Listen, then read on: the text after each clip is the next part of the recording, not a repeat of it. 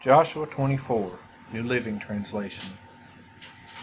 Then Joshua summoned all the tribes of Israel to Shechem, including their elders, leaders, judges, and officers. So they came and presented themselves to God.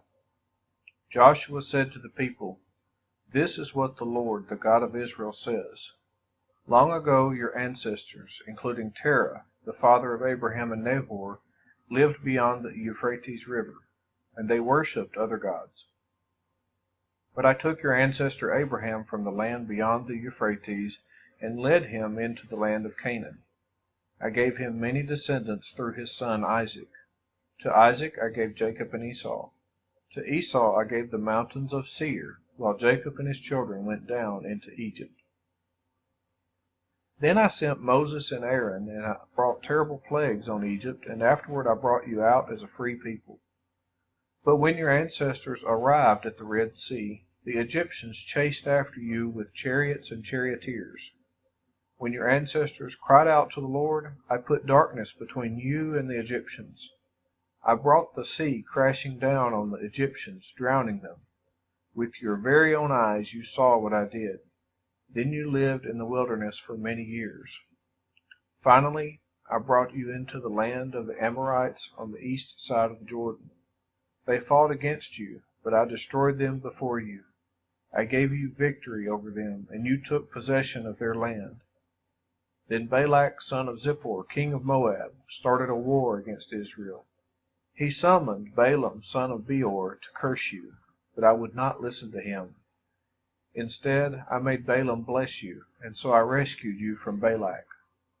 When you crossed the Jordan River and came to Jericho, the men of Jericho fought against you, as did the Amorites, the Perizzites, the Canaanites, the Hittites, the Girgashites, the Hivites, and the Jebusites.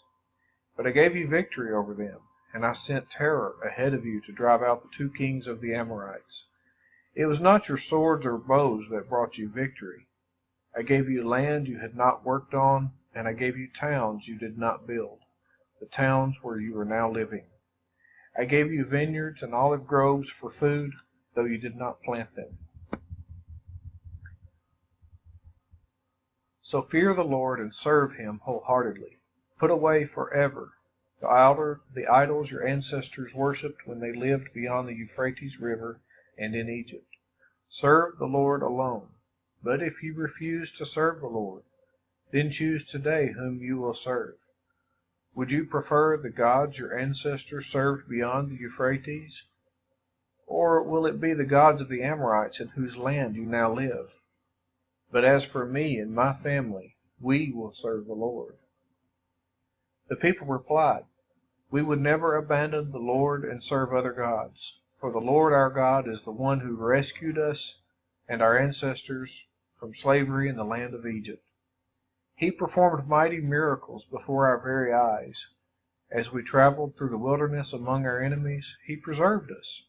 It was the Lord who drove out the Amorites and the other nations living here in the land.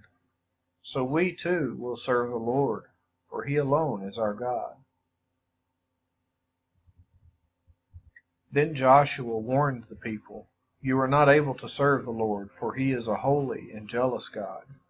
He will not forgive your rebellion and your sins.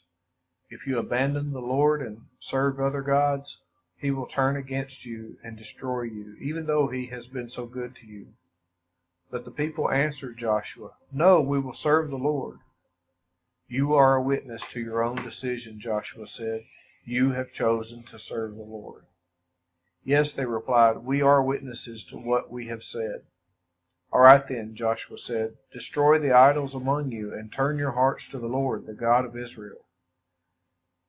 The people said to Joshua, "We will serve the Lord our God. We will obey him alone." So Joshua made a covenant with the people that day at Shechem, committing them to follow the decrees and regulations of the Lord. Joshua recorded these things in the book of God's instructions. As a reminder of their agreement, he took a huge stone and rolled it beneath the terebinth tree beside the tabernacle of the Lord. Joshua said to all the people, "This stone has heard everything the Lord said to us. It will be a witness to testify against you if you go back on your word to God." Then Joshua sent all the people away to their own homelands.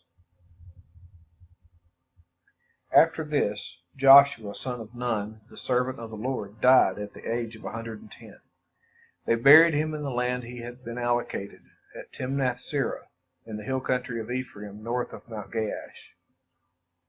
The people of Israel served the Lord throughout the lifetime of Joshua and of the elders who outlived him, those who had personally experienced all that the Lord had done for Israel. The bones of Joseph, which the Israelites had brought along with them when they left Egypt, were buried at Shechem, in the plot of land Jacob had bought from the sons of Hamor for 100 pieces of silver. This land was located in the territory allotted to the descendants of Joseph. Eleazar son of Aaron also died.